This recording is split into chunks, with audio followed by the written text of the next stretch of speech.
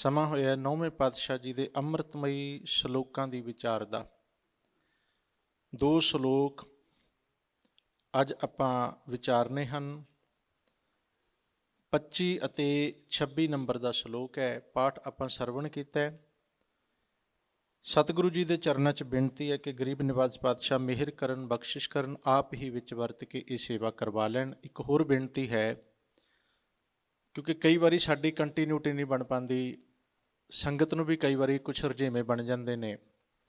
ਜਿਹੜੇ ਲਗਾਤਾਰ ਇਸ ਕਥਾ ਨੂੰ ਇਸ ਸਮੇਂ ਤੋਂ ਬਾਅਦ ਵੀ ਸੁਣਨਾ ਚਾਹੁੰਦੇ ਹਨ, ਉਹਨਾਂ ਵਾਸਤੇ ਅਸੀਂ ਯਤਨ ਕੀਤਾ ਰਿਕਾਰਡਿੰਗ ਦਾ।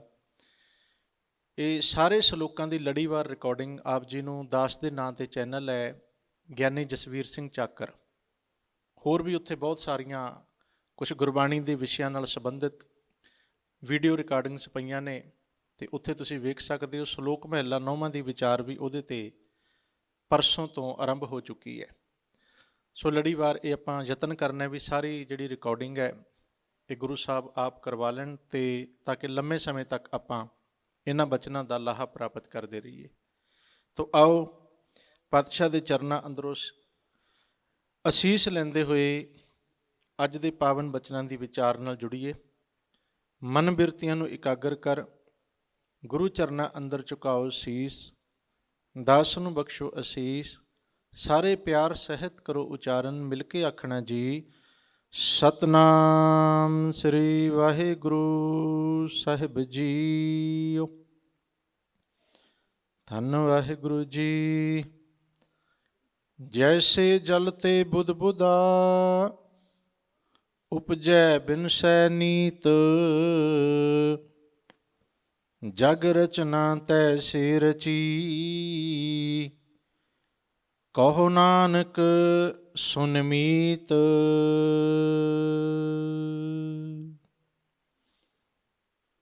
ਗੁਰੂ ਪਿਆਰੀ ਸਾਧ ਸੰਗਤ ਜੀ, ਇਹ ਗੁਰੂ ਤੇਗ ਬਹਾਦਰ ਜੀ ਦੇ ਉਚਾਰਨ ਕੀਤੇ ਹੋਏ 57 ਸ਼ਲੋਕਾਂ ਵਿੱਚੋਂ 25ਵਾਂ ਸ਼ਲੋਕ ਹੈ।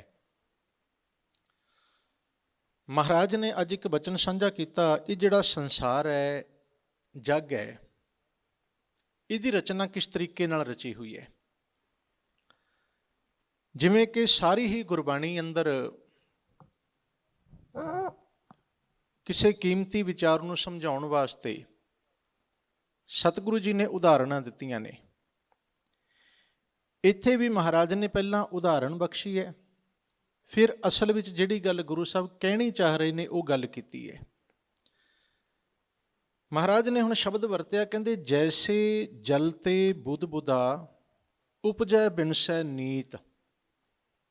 ਨੀਤ ਦਾ ਅਰਥ ਹੈ ਡੇਲੀ, ਨਿਤਾ ਪ੍ਰਤੀ, ਹਰ ਰੋਜ਼। ਬੁੱਧ ਬੁੱਧੇ ਦਾ ਅਰਥ ਹੁੰਦਾ ਸਤ ਸੰਗਤ, ਬੁਲਬੁਲਾ। ਮਹਾਰਾਜ ਕਹਿੰਦੇ ਜਿਵੇਂ ਕਿ ਸੰਸਾਰ ਵਿੱਚ ਆਪਾਂ ਵੇਖਦੇ ਹਾਂ ਪਾਣੀ ਦੇ ਵਿੱਚ ਬੁਲਬੁਲਾ ਬਣਦਾ ਹੈ। ਉਪਜੈ ਬਿਨਸੈ ਨੀਤ। ਉਪਜਦਾ, ਉਪਜਣ ਦਾ ਅਰਥ ਹੈ ਬਣਦਾ ਹੈ। ਜਦੋਂ ਬੁਲਬੁਲੇ ਦਾ ਆਕਾਰ ਬਣਦਾ ਹੈ, ਤੇ ਆਕਾਰ ਬਣਦਾ ਹੈ, ਕੁਝ ਪਲਾਂ ਲਈ ਉਹ ਬਣਦਾ ਹੈ, ਕੁਝ ਪਲ ਦਿਖਦਾ ਹੈ, ਕੁਝ ਸਮੇਂ ਲਈ ਉਹ ਬੁਲਬੁਲਾ ਪਾਣੀ ਦੇ ਉੱਪਰ ਤੈਰਦਾ ਹੈ। ਹੁਣ ਦੇਖੋ ਇਹ 'ਚ ਕਮਾਲ ਦੀ ਗੱਲ ਪਤਾ ਕੀ ਹੈ। ਪਾਣੀ ਜਦੋਂ ਨੋਰਮਲ ਹੈ ਸਾਰੀ ਪਾਣੀ ਦੀ ਹੀ ਖੇਡ ਹੈ, ਉਦੋਂ ਪਾਣੀ ਵਿੱਚ ਬੁਲਬੁਲਾ ਨਹੀਂ, ਪਰ ਉਹ ਬੁਲਬੁਲਾ ਪਾਣੀ ਦੇ ਵਿੱਚ ਹੀ ਸਮਾਇਆ ਹੋਇਆ ਹੈ। ਪਰ ਜਦੋਂ ਪਾਣੀ ਦੇ ਵਿੱਚ ਹਵਾ ਟਕਰਾਉਂਦੀ ਹੈ, ਕੁਝ ਪਾਣੀ ਉਦੋਂ ਉੱਪਰ ਉੱਠਦਾ, ਉਹਦੇ ਵਿੱਚ ਹਵਾ ਸਮਾ ਜਾਂਦੀ ਹੈ, ਤੇ ਉਹ ਏਰੀਆ ਉਨਾ ਕੁ ਉਹ ਬੁਲਬੁਲੇ ਦਾ ਰੂਪ ਧਾਰਨ ਕਰਦਾ ਹੈ। ਤੇ ਕੁਝ ਪਲਾਂ ਬਾਅਦ ਜਦੋਂ ਬੁਲਬੁਲਾ ਫੁੱਟਦਾ, ਉਹੀ ਬੁਲਬੁਲਾ ਫਿਰ ਪਾਣੀ ਦੇ ਵਿੱਚ ਮਿਲ ਜਾਂਦਾ ਹੈ। ਪਾਣੀ ਵਿੱਚੋਂ ਬਣਿਆ, ਪਾਣੀ ਦੇ ਉੱਪਰ ਕੁਝ ਪਲ ਲਈ ਟਿਕਿਆ, ਤੇ ਪਰਤ ਕੇ ਫਿਰ ਪਾਣੀ ਵਿੱਚ ਸਮਾ ਗਿਆ। ਮਹਾਰਾਜ ਕਹਿੰਦੇ ਇਹ ਸਾਡਾ ਜਿਹੜਾ ਸੰਸਾਰ ਹੈ ਨਾ, ਇਹ ਵੀ ਇਸੇ ਤਰ੍ਹਾਂ ਇੱਕ ਖੇਡ ਰਚੀ ਹੈ ਪਰਮੇਸ਼ਰ ਵਾਹਿਗੁਰੂ ਜੀ ਨੇ। ਜਗ ਰਚਨਾ ਤੈਸੇ ਰਚੀ, ਕਹੋ ਨਾਨਕ ਸੁਨ ਮੀਤ। ਹੁਣ ਇਹਦਾ ਅਰਥ ਇੱਕ ਇਹ ਬਣਦਾ ਹੈ ਵੀ ਜਿਹੜੀ ਜਗਤ ਦੀ ਰਚਨਾ ਹੈ, ਇੱਕ ਤੇ ਹੋ ਗਈ ਇਸ ਸ੍ਰਿਸ਼ਟੀ ਦੀ, ਇਸ ਕਾਇਨਾਤ ਦੀ। ਦੂਸਰਾ ਇਹਦਾ ਅਰਥ ਹੈ ਬੰਦਿਆ ਤੇਰੇ ਇਸ ਸਰੀਰ ਰੂਪੀ ਜੱਗ ਦੀ ਰਚਨਾ ਦਾ ਸਮਾਂ ਵੀ ਸਿਰਫ ਬੁਲਬੁਲੇ ਦੀ ਤਰ੍ਹਾਂ ਬਹੁਤ ਥੋੜ੍ਹਾ ਹੈ। ਇਹ ਬਹੁਤ ਲੰਮੀ ਚੌੜੀ ਕਹਾਣੀ ਨਹੀਂ ਆਪਾਂ ਕਹੀਏ ਜੇ। ਸਾਡਾ ਸਰੀਰ, ਸਾਡਾ ਜਨਮ ਜਾਂ ਸਾਡੀ ਜਿਹੜੀ ਲਾਈਫ ਹੈ, ਜ਼ਿੰਦਗੀ ਹੈ, ਆਪਾਂ ਕਹਾਂਗੇ ਵੀ ਲਓ ਜੀ ਇਹ ਤਾਂ 70 80 90 100 ਸਾਲ ਤੱਕ ਬੰਦਾ ਜਿਉਂਦਾ ਹੈ, ਬੜੀ ਲੰਮੀ ਉਮਰ ਹੈ। ਜਦੋਂ ਆਪਾਂ ਬਹੁਤ ਛੋਟੇ ਹੁੰਦੇ ਆ ਨਾ ਅਕਲ ਕਰਕੇ, ਉਦੋਂ ਸਾਨੂੰ ਇਹ ਉਮਰ ਬਹੁਤ ਜ਼ਿਆਦਾ ਲੱਗਦੀ ਹੈ। ਜਿਉਂ-ਜਿਉਂ ਸਾਡੀ ਅਕਲ ਵੱਡੀ ਹੋਏਗੀ, ਭਾਵ ਅਸੀਂ ਸਿਆਣੇ ਹੁੰਦੇ ਜਾਵਾਂਗੇ, ਸਾਨੂੰ ਬਹੁਤ ਜ਼ਿਆਦਾ ਦੁਨੀਆ ਦੇ ਤਜਰਬੇ ਹੋਣਗੇ, ਜਾਂ ਜਿਉਂ-ਜਿਉਂ ਅਸੀਂ ਉਮਰ ਬਤੀਤ ਕਰਦੇ ਜਾਵਾਂਗੇ, ਸਾਡੀ ਉਮਰ ਵੱਡੀ ਹੋਏਗੀ, ਅਸੀਂ ਵੱਧ ਸਮਾਂ ਸੰਸਾਰ 'ਚ ਬਤੀਤ ਕਰਾਂਗੇ, ਤਿਉਂ-ਤਿਉਂ ਸਾਨੂੰ ਅਹਿਸਾਸ ਹੋਣਾ ਸ਼ੁਰੂ ਹੋ ਜਾਏਗਾ, ਬੰਦਿਆ ਤੂੰ ਤੇ ਬਹੁਤ ਘੱਟ ਸਮਾਂ ਬਤੀਤ ਕੀਤਾ, ਤੇਰਾ ਤੇ ਸਮਾਂ ਹੀ ਬਹੁਤ ਥੋੜ੍ਹਾ ਬਚਿਆ। ਅੱਜ ਅਸੀਂ ਮੰਨ ਲਓ ਜਿੰਨੇ ਸਾਲ ਦੇ ਆਪਾਂ ਇੱਥੇ ਬੈਠੇ ਹਾਂ, ਜਿੰਨੀ ਸਾਡੀ ਏਜ ਹੈ, ਸਾਰੇ ਆਪੋ ਆਪਣਾ ਪਿਛਲਾ ਬੀਤ ਚੁੱਕਿਆ ਸਮਾਂ ਯਾਦ ਕਰੋ। 10 ਸਾਲ 15 20 25 30 40 50 60 ਇੰਨਾ ਹੀ ਆ ਜੀ। ਹੁਣ ਜਦੋਂ ਤੁਸੀਂ ਬੀਤ ਚੁੱਕੇ ਸਮੇਂ ਨੂੰ, ਆਪਣੇ ਪਾਸਟ ਨੂੰ ਵੇਖੋਗੇ, ਤੁਹਾਨੂੰ ਇੰਝ ਲੱਗੇਗਾ ਵੀ ਅੱਖ ਦੇ ਫੋਰ ਜਿੰਨਾ ਸਮਾਂ ਤੇ ਬਹੁਤ ਛੇਤੀ ਲੰਘ ਗਿਆ। 20 ਸਾਲ ਵਾਲੇ ਨੂੰ 20 ਯਾਦ ਨਹੀਂ, ਪਰ ਉਹ ਕਹੇਗਾ ਵੀ 20 ਸਾਲ ਦਾ ਮੈਂ ਹੋ ਵੀ ਗਿਆ, ਮੈਂ ਕੀਤਾ ਕੀ ਹੈ। ਇਹੀ ਗੱਲ 30 ਵਾਲਾ ਕਹਿੰਦਾ, ਇਹੀ 40 ਵਾਲਾ, ਇਹੀ 50 ਵਾਲਾ ਕਹੇਗਾ। ਜਿਹੜਾ ਬਚਨ ਅਸੀਂ ਅੱਜ ਕਰਾਂਗੇ ਜਾਂ ਅੱਜ ਸੋਚਾਂਗੇ ਨਾ ਵੀ ਮੇਰੀ ਉਮਰ 30 ਸਾਲ ਹੋ ਗਈ, 35 ਸਾਲ ਹੋ ਗਈ, ਪਰ ਇਹ ਤੇ ਬਹੁਤ ਛੇਤੀ ਲੰਘ ਗਿਆ। 30 ਵਾਲਾ ਸੋਚੇ ਵੀ ਠੀਕ ਹੈ, ਨਹੀਂ 50 ਸਾਲ ਦਾ ਜਦੋਂ ਹੋਵਾਂਗਾ ਨਾ, 20 ਸਾਲ ਬਹੁਤ ਲੰਮਾ ਸਮਾਂ, 20 ਸਾਲ ਕਦੋਂ ਹੋਣੇ ਨੇ, 50 ਦਾ ਕਦੋਂ ਹੋਵਾਂਗਾ, ਉਦੋਂ ਮੈਂ ਕੁਝ ਕਰਾਂਗਾ। ਜਦੋਂ 50 ਦਾ ਹੋ ਜਾਏਗਾ ਨਾ, ਉਹ ਹੈਰਾਨ ਹੋ ਜਾਏਗਾ ਵੀ ਇਹ ਵਿਚਲੇ 20 ਸਾਲ ਕਦੋਂ ਲੰਘ ਗਏ, ਮੈਨੂੰ ਪਤਾ ਵੀ ਨਹੀਂ ਲੱਗਿਆ, ਅੱਖ ਦੇ ਫੋਰ ਵਿੱਚ ਨਿਕਲ ਗਏ। 70 ਸਾਲ ਦੇ ਬਜ਼ੁਰਗ ਨੂੰ ਕਦੀ ਪੁੱਛੋ ਵੀ ਬਾਪੂ 70 ਸਾਲ ਬੜੀ ਲੰਮੀ ਜ਼ਿੰਦਗੀ ਜੀ ਹੈ, 80 ਦੇ ਨੂੰ ਪੁੱਛ ਲਓ ਬਾਪੂ ਬਹੁਤ ਲੰਮੀ ਉਮਰ ਬਤੀਤ ਕੀਤੀ ਹੈ, ਵੀ ਕਿਵੇਂ ਲੱਗਿਆ, ਉਹ ਕਹੇਗਾ ਲੰਮੀ ਦੀ ਕਹਾਣੀ ਛੱਡੇ ਤੇ ਇੰਜ ਲੱਗਦਾ ਵੀ ਅੱਖ ਝਪਕੀ ਤੇ 80 ਸਾਲ ਨਿਕਲ ਗਏ, ਵੀ ਪਤਾ ਹੀ ਨਹੀਂ ਲੱਗਿਆ 80 ਕਦੋਂ ਨਿਕਲ ਗਏ, 70 ਕਦੋਂ ਨਿਕਲ ਗਏ, ਕੁਛ ਨਹੀਂ ਪਤਾ ਲੱਗਿਆ। ਮਹਾਰਾਜ ਕਹਿੰਦੇ ਸੰਸਾਰ ਦੀ ਕਹਾਣੀ ਹੈ। ਜਦੋਂ ਆਪਾਂ ਸਿਆਣੇ ਹੁੰਦੇ ਹਾਂ, ਤਿਉਂ ਤੇ ਸਾਨੂੰ ਸਮਾਂ ਬਹੁਤ ਛੋਟਾ ਜਾਪਣ ਲੱਗ ਪੈਂਦਾ ਹੈ। ਤਾਂ ਮਹਾਰਾਜ ਕਹਿੰਦੇ ਜੈਸੇ ਜਲ ਤੇ ਬੁੱਧ ਬੁੱਧਾ ਉਪਜੈ ਬਿਨਸੈ ਨੀਤ, ਪਾਣੀ ਦੇ ਵਿੱਚ ਰੋਜ਼ ਬੁਲਬੁਲੇ ਬਣਦੇ ਨੇ ਤੇ ਰੋਜ਼ ਮਿਟ ਜਾਂਦੇ ਨੇ। ਵੈਸੇ ਬੁਲਬੁਲਾ ਰੋਜ਼ ਇੱਕ ਪੂਰੇ ਦਿਨ ਲਈ ਨਹੀਂ ਬਣਦਾ, ਬੁਲਬੁਲਾ ਜਦੋਂ ਬਣੇਗਾ ਬਹੁਤ ਥੋੜੇ ਸਮੇਂ ਲਈ ਬਣੇਗਾ। ਕੁਝ ਬੁਲਬੁਲੇ ਕੇਵਲ ਕੁਝ ਸੈਕਿੰਡ ਹੀ ਪਾਣੀ ਤੇ ਟਿਕਦੇ ਨੇ। ਤੁਸੀਂ ਕਦੀ ਸਾਗਰ ਵਿੱਚ ਵੇਖਣਾ, ਸਮੁੰਦਰ ਦੀਆਂ ਲਹਿਰਾਂ ਕਦੀ ਵੇਖੋ, ਲਹਿਰਾਂ ਬਣਦੀਆਂ ਨੇ ਜੀ ਪਾਣੀ ਦੇ ਵਿੱਚੋਂ। ਜਦੋਂ ਹਵਾ ਦਾ ਵੇਗ ਟਕਰਾਉਂਦਾ ਹੈ, ਹਵਾ ਦੇ ਵੇਗ ਕਾਰਨ ਲਹਿਰ ਬਣਦੀ ਹੈ ਤੇ ਉਹਦੇ ਉੱਪਰ ਕੁਝ ਬੁਲਬੁਲੇ ਬਣਦੇ ਨੇ। ਹੁਣ ਕਹਿੰਦੇ ਬੁਲਬੁਲੇ ਨੂੰ ਮਾਣ ਹੋ ਜਾਂਦਾ ਹੈ ਜਦੋਂ ਪਾਣੀ ਦੇ ਉੱਪਰ ਤੈਰਦਾ ਵੀ ਮੈਂ ਤੇ ਸਮੁੰਦਰ ਤੋਂ ਉੱਪਰ ਹਾਂ, ਸਮੁੰਦਰ ਤੋਂ ਉੱਚਾ ਹਾਂ, ਕਿਉਂਕਿ ਪਾਣੀ ਦੇ ਉੱਪਰ ਹੈ ਸਮੁੰਦਰ ਦੇ। ਪਾਣੀ ਦੇ ਉੱਪਰ ਤੈਰਦਾ, ਉਹਨੂੰ ਮਾਣ ਹੋ ਜਾਂਦਾ ਮੈਂ ਸਮੁੰਦਰ ਤੋਂ ਵੱਡਾ, ਸਮੁੰਦਰ ਤੋਂ ਉੱਚਾ। ਪਰ ਪਲਾਂ ਦੀ ਖੇਡ ਹੁੰਦੀ ਹੈ, 2-4 ਸਕਿੰਟਾਂ 'ਚ ਬੁਲਬੁਲੇ ਦੀ ਹੋਂਦ ਖਤਮ ਹੋ ਜਾਂਦੀ ਹੈ। ਕਹਿੰਦੇ ਹੁਣ ਪੁੱਛੋ ਵੀ ਤੇਰੀ ਉਚਾਈ, ਤੇਰਾ ਵਡੱਪਣ ਕਿੱਥੇ ਗਿਆ। ਮਹਾਰਾਜ ਕਹਿੰਦੇ ਕਹਾਣੀ ਬੰਦੇ ਦੀ ਹੈ। ਆਪਾਂ ਜਿੰਨਾ ਚਿਰ ਸੰਸਾਰ 'ਚ ਵਿਚਰਦੇ ਹਾਂ, ਅਸੀਂ ਵੀ ਆਪਣੇ ਆਪ ਨੂੰ ਕਈ ਵਾਰੀ ਬਹੁਤ ਵੱਡਾ, ਬਹੁਤ ਸਿਆਣਾ, ਬਹੁਤ ਦਾਨਾ ਮੰਨ ਲੈਂਦੇ ਹਾਂ, ਪਰ ਪਤਾ ਉਦੋਂ ਲੱਗਦਾ ਜਦੋਂ ਬੁਲਬੁਲੇ ਵਾਂਗ ਸਾਡੀ ਹਵਾ ਨਿਕਲ ਜਾਂਦੀ ਹੈ। ਫਿਰ ਪੁੱਛੇ ਵੀ ਹੁਣ ਦੱਸ, ਤੇਰੀ ਮਾਇਆ ਦੀ ਵਡਿਆਈ, ਤੇਰੀ ਚੌਧਰ ਦੀ ਵਡਿਆਈ, ਤੇਰੀ ਕੁਰਸੀ ਦੀ ਵਡਿਆਈ, ਤੇਰੇ ਧਨ ਦੌਲਤ ਦੀ ਵਡਿਆਈ, ਤੇਰੇ ਹੰਕਾਰ ਦੀ ਵਡਿਆਈ ਹੁਣ ਕਿੱਥੇ ਹੈ। ਬਾਬਾ ਜੀ ਨੇ ਬਾਣੀ 'ਚ ਇੱਕ ਬੜਾ ਪਿਆਰਾ ਬਚਨ ਕੀਤਾ ਜੀ, ਬਾਬਾ ਰਵਿਦਾਸ ਜੀ ਕਹਿੰਦੇ ਮਨੁੱਖ ਤੋਂ ਜਦੋਂ ਕੋਈ ਗਰਬੀ ਗਿਆਨ ਹੋ ਜਾਏ ਜਾਂ ਕਿਸੇ ਕਿਸਮ ਦਾ ਗਿਆਨ ਹੋ ਜਾਏ, ਕੋਈ ਇਹਨੂੰ ਕੋਈ ਗੁਣ ਮਿਲ ਜਾਏ, ਕੋਈ ਕਲਾ ਮਿਲ ਜਾਏ, ਪਰਮਾਤਮਾ ਇਹਨੂੰ ਕੋਈ ਤਾਕਤ ਬਖਸ਼ੇ, ਸ਼ਕਤੀ ਬਖਸ਼ੇ, ਵਿਦਿਆ ਬਖਸ਼ੇ, ਗਿਆਨ ਬਖਸ਼ੇ, ਕੋਈ ਕਿਸੇ ਕਿਸਮ ਦੀ ਇਹਦੇ ਤੇ ਰਹਿਮਤ ਕਰ ਦੇ, ਉਦੋਂ ਇੱਕ ਚੀਜ਼ ਨਾਲ ਫਰੀ ਵਿੱਚ ਆ ਜਾਂਦੀ ਹੈ, ਆਪਣੇ ਆਪ ਆ ਜਾਂਦੀ ਹੈ, ਉਹ ਹੁੰਦੀ ਹੈ ਹੰਕਾਰ। ਉਹ ਹਮੇਸ਼ਾ ਨਾਲ ਆਏਗਾ। ਪਰ ਕਮਾਲ ਦੀ ਗੱਲ, ਬੰਦਾ ਉਹਦੇ ਬਾਰੇ ਸੋਝੀ ਕੋਈ ਨਹੀਂ ਰੱਖਦਾ। ਉਹ ਬਾਬਾ ਜੀ ਨੇ ਬਚਨ ਕਿਹਾ, ਕਹਿੰਦੇ ਹਮ ਬੜ ਕਬ ਕੁਲੀਨ ਹਮ ਪੰਡਿਤ। ਹਮ ਸ਼ਬਦ ਸਾਰਿਆਂ ਨਾਲ ਜੁੜੇਗਾ। ਹਮ ਬੜ ਕਬ, ਹਮ ਦਾ ਅਰਥ ਹੈ ਮੈਂ ਬਹੁਤ ਵੱਡਾ ਕਵੀ ਹਾਂ। ਕਬ ਦਾ ਅਰਥ ਹੈ ਕਵੀ, ਕਾਕਾ ਬੱਬੇ ਨੂੰ ਸਿਹਾਰੀ ਲੱਗੀ, ਕਵੀ, ਕਵੀ, ਮੈਂ ਬਹੁਤ ਵੱਡਾ ਕਵੀ ਹਾਂ ਜੀ। ਕਿਸੇ ਨੂੰ ਕਵਿਤਾ ਲਿਖਣੀ ਆ ਜਾਂਦੀ ਹੈ, ਉਹ ਕਹਿੰਦਾ ਮੇਰੇ ਵਰਗਾ ਕਵੀ ਕੋਈ ਨਹੀਂ, ਮੈਂ ਬਹੁਤ ਵੱਡਾ ਕਵੀ। ਹਮ ਬੜ ਕਬ, ਹਮ ਬੜ ਕਬ ਕੁਲੀਨ ਹਮ ਪੰਡਿਤ। ਕੁਲੀਨ ਦਾ ਅਰਥ ਹੁੰਦਾ ਬਹੁਤ ਉੱਚੀ ਕੁੱਲ ਵਾਲਾ। ਸਾਡੀ ਕੁੱਲ, ਇਹਨੂੰ ਮੈਂ ਸੌਖੇ ਸ਼ਬਦਾਂ 'ਚ ਬੇਨਤੀ ਕਰਦਾ, ਜਿਵੇਂ ਕਈ ਵਾਰੀ ਸਾਨੂੰ ਹੁੰਦਾ ਹੈ ਮੇਰੀ ਜ਼ਾਤ ਮੇਰੀ ਕਾਸਟ, ਮੇਰੀ ਕੁੱਲ ਬੜੀ ਉੱਚੀ ਹੈ, ਅਸੀਂ ਬੜੀ ਵੱਡੀ ਕੁੱਲ ਦੇ ਹਾਂ। ਕੁਲੀਨ, ਉੱਚੀ ਕੁੱਲ ਦਾ, ਇਹ ਵੀ ਮਾਣ ਹੁੰਦਾ, ਇਹ ਵੀ ਨਸ਼ਾ ਇੱਕ। ਹਮ ਵੱਡ ਕਬ ਕੁਲੀਨ ਹਮ ਪੰਡਿਤ, ਇੱਥੇ ਪੰਡਿਤ ਦਾ ਅਰਥ ਧੋਤੀ ਟਿੱਕੇ ਵਾਲਾ ਨਹੀਂ ਹੈ, ਜਾਂ ਹਿੰਦੂ ਧਰਮ ਦੀ ਰਵਾਇਤਾਂ ਨੂੰ ਨਿਭਾਉਣ ਵਾਲਾ ਨਹੀਂ। ਪੰਡਿਤ ਦਾ ਅਰਥ ਹੁੰਦਾ ਪੜ੍ਹਿਆ ਲਿਖਿਆ ਜਾਂ ਵਿਦਵਾਨ, ਜਿਹਨੂੰ ਧਰਮ ਦਾ ਗਿਆਨ ਹੋਵੇ ਉਹਨੂੰ ਪੰਡਿਤ ਕਹਿੰਦੇ ਨੇ। ਮਹਾਰਾਜ ਕਹਿੰਦੇ ਕਿਸੇ ਨੂੰ ਇਹ ਹੰਕਾਰ ਹੋ ਗਿਆ ਮੈਂ ਬਹੁਤ ਵੱਡਾ ਪੰਡਿਤ ਹਾਂ, ਬਹੁਤ ਵਿਦਵਾਨ ਹਾਂ, ਮੇਰੇ ਵਰਗਾ ਵਿਦਵਾਨ ਕੋਈ ਨਹੀਂ। ਔਰ ਮੈਂ ਬੇਨਤੀ ਪਿਛਲੇ ਦਿਨ ਹੀ ਕੀਤੀ ਸੀ ਕਿ ਬਾਕੀ ਚੀਜ਼ਾਂ ਦਾ ਹੰਕਾਰ ਵੀ ਹੁੰਦਾ ਹੈ, ਪਰ ਜਿਹੜਾ ਸਭ ਤੋਂ ਖਤਰਨਾਕ ਹੰਕਾਰ ਹੈ ਉਹ ਗਿਆਨ ਦਾ ਹੰਕਾਰ ਹੈ। ਗਿਆਨੀ ਬੰਦੇ ਨੂੰ ਹੰਕਾਰ ਬਹੁਤ ਛੇਤੀ ਹੋ ਜਾਂਦਾ ਹੈ, ਉਹ 'ਚ ਅਸੀਂ ਸਾਰੇ ਹੀ ਆ ਜਾਂਦੇ ਹਾਂ, ਕੋਈ ਵੀ ਹੋ ਸਕਦਾ ਕਿਸੇ ਵੀ ਕਿਸਮ ਦੇ ਗਿਆਨ ਵਾਲਾ, ਕਿਉਂਕਿ ਇਹ ਬਚਨ ਝੂਠਾ ਨਹੀਂ ਹੋ ਸਕਦਾ ਜੋ ਮਹਾਰਾਜ ਨੇ ਲਿਖਿਆ। ਹਮ ਵੱਡ ਕਬ ਕੁਲੀਨ ਹਮ ਪੰਡਿਤ ਹਮ ਜੋਗੀ ਸੰਨਿਆਸੀ।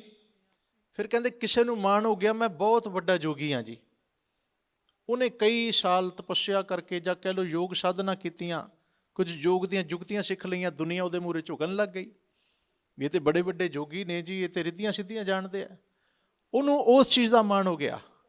ਕਿਸੇ ਨੂੰ ਮਾਣ ਹੋ ਗਿਆ ਮੈਂ ਬਹੁਤ ਵੱਡਾ ਸੰਨਿਆਸੀ ਹਾਂ, ਮੈਂ ਸੰਨਿਆਸ ਧਾਰਨ ਕੀਤਾ, ਮੇਰੇ ਵਰਗਾ ਸੰਨਿਆਸੀ ਕੋਈ ਨਹੀਂ। ਹੰਕਾਰ ਸਾਰਿਆਂ ਦੇ ਵਿੱਚ ਹੀ ਚੱਲ ਰਿਹਾ। ਫਿਰ ਅੱਗੇ ਹੋਰ ਕਿਹਾ, ਕਹਿੰਦੇ ਇੱਥੇ ਹੀ ਬਸ ਨਹੀਂ, ਹਮ ਵੱਡ ਕਬ ਕੁਲੀਨ ਹਮ ਪੰਡਿਤ ਹਮ ਜੋਗੀ ਸੰਨਿਆਸੀ ਗਿਆਨੀ ਗੁਣੀ ਸੂਰ ਹਮ ਦਾਤੇ ਇਹ ਬੁੱਧ ਕਬੈ ਨਾ ਨਾਸੀ। ਕਿਸੇ ਨੂੰ ਹੰਕਾਰ ਹੋ ਗਿਆ ਜੀ ਮੈਂ ਬਹੁਤ ਵੱਡਾ ਗਿਆਨੀ ਹਾਂ, ਕਿਸੇ ਨੂੰ ਹੰਕਾਰ ਹੋ ਗਿਆ ਮੈਂ ਬਹੁਤ ਜ਼ਿਆਦਾ ਗੁਣਵਾਨ ਹਾਂ, ਮੇਰੇ ਕੋਲ ਬੜੇ ਗੁਣ ਨੇ। ਗਿਆਨੀ ਗੁਣੀ ਸੂਰ, ਸੂਰ ਦਾ ਅਰਥ ਹੈ ਸੂਰਮਾ, ਬਹਾਦਰ, ਬਰੇਵ, ਯੋਧਾ, ਸੋਲਜਰ। ਕਿਸੇ ਨੂੰ ਮਾਣ ਹੋ ਗਿਆ ਮੇਰੇ ਵਰਗਾ ਸੋਲਜਰ, ਸਿਪਾਹੀ, ਯੋਧਾ ਕੋਈ ਨਹੀਂ ਹੈ।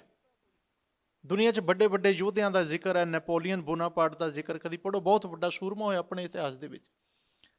ਬੜੇ ਵੱਡੇ ਵੱਡੇ ਸੂਰਮਿਆਂ ਨੇ ਮਹਾਰਾਜ ਨੇ ਬਾਣੀ 'ਚ ਇੱਥੋਂ ਤੱਕ ਕਿਹਾ, ਕਹਿੰਦੇ ਸੂਰਮੇ ਨੂੰ ਹੰਕਾਰ ਹੋ ਜਾਂਦਾ, ਮਾਣ ਹੋ ਜਾਂਦਾ, ਪਰ ਉਹਨੂੰ ਭੁੱਲ ਜਾਂਦਾ ਜਿਹਨੇ ਇਹ ਦਾਤ, ਇਹ ਤਾਕਤ, ਇਹ ਸ਼ਕਤੀ ਉਹਨੂੰ ਬਖਸ਼ੀ ਹੈ। ਸੂਰ, ਸੂਰ ਦਾ ਅਰਥ ਹੈ ਸੂਰਮਾ, ਤੇ ਉਹ ਤੋਂ ਬਾਅਦ ਆਇਆ ਹਮ ਦਾਤੇ। ਤੇ ਕੁਝ ਉਹ ਹੁੰਦੇ ਨੇ ਜਿਹੜੇ ਕਹਿੰਦੇ ਅਸੀਂ ਦਾਤੇ ਬਹੁਤ ਵੱਡੇ ਹਾਂ, ਅਸੀਂ ਬੜੇ ਵੱਡੇ ਦਾਨੀ ਹਾਂ, ਡੋਨਰ, ਕਿ ਸਾਡੇ ਵਰਗਾ ਦਾਨ ਕਿਸੇ ਨੇ ਨਹੀਂ ਕੀਤਾ। ਕਰਨ ਨੇ ਸੋਨਾ ਦਾਨ ਕੀਤਾ।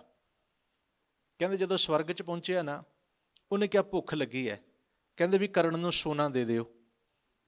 ਉਹ ਕਹਿੰਦਾ ਵੀ ਮੈਨੂੰ ਭੁੱਖ ਲੱਗੀ ਹੈ, ਮੈਂ ਰੋਟੀ ਖਾਣੀ ਹੈ। ਕਹਿੰਦੇ ਰੋਟੀ ਨੇ ਤੂੰ ਸੰਸਾਰ ਨੂੰ ਸੋਨਾ ਹੀ ਵੰਡਿਆ ਤੇ ਤੈਨੂੰ ਸੋਨੇ ਬਦਲੇ ਸੋਨਾ ਹੀ ਮਿਲੇਗਾ, ਭੁੱਖ ਮਿਟਾ ਸਕਦਾ ਮਿਟਾ ਲਾ, ਅਸੀਂ ਕੀ ਕਰੀ, ਤੂੰ ਇਹ ਦਿੱਤਾ ਤੇ ਇਹੀ ਮਿਲੇਗਾ। ਉਹ ਬੜਾ ਪਛਤਾਇਆ, ਕਹਿੰਦੇ ਇਹ ਕੀ, ਕਹਿੰਦੇ ਬਸ ਜੋ ਦੇਂਗਾ ਉਹੀ ਮਿਲੇਗਾ, ਆਪੇ ਬੀਜ ਆਪੇ ਹੀ ਖਾ, ਜੋ ਬੀਜਾਂਗੇ ਉਹ ਵੱਢਾਂਗੇ। ਕਹਿੰਦੇ ਕੁਝ ਹੋਰ ਵੀ ਵੰਡਣਾ ਚਾਹੀਦਾ ਸੀ ਜੋ ਤੂੰ ਨਹੀਂ ਵੰਡਿਆ। ਕਹਿਣ ਤੋਂ ਭਾਵ ਹੈ ਵੀ ਉਹ ਦਾਤੇ, ਹਰੀ ਚੰਦ ਦਾਨ ਕਰੇ ਜਸ ਲੇਵੈ। ਹਰੀ ਚੰਦ ਉਹ ਰਾਜਾ ਹੋਇਆ ਜਿਹਨੇ ਆਪਣੇ ਘਰ ਦੀਆਂ ਲੱਕੜਾਂ ਤੋੜ ਕੇ ਕਿਸੇ ਦੇ ਸੰਸਕਾਰ ਵਾਸਤੇ ਦੇ ਦਿੱਤੀਆਂ ਸਨ, ਉਹ ਵੀ ਬੜਾ ਵੱਡਾ ਦਾਨੀ ਹੋਇਆ। ਦਾਨੀ ਵੀ ਬੜੇ ਵੱਡੇ ਵੱਡੇ ਹੋਏ ਨੇ।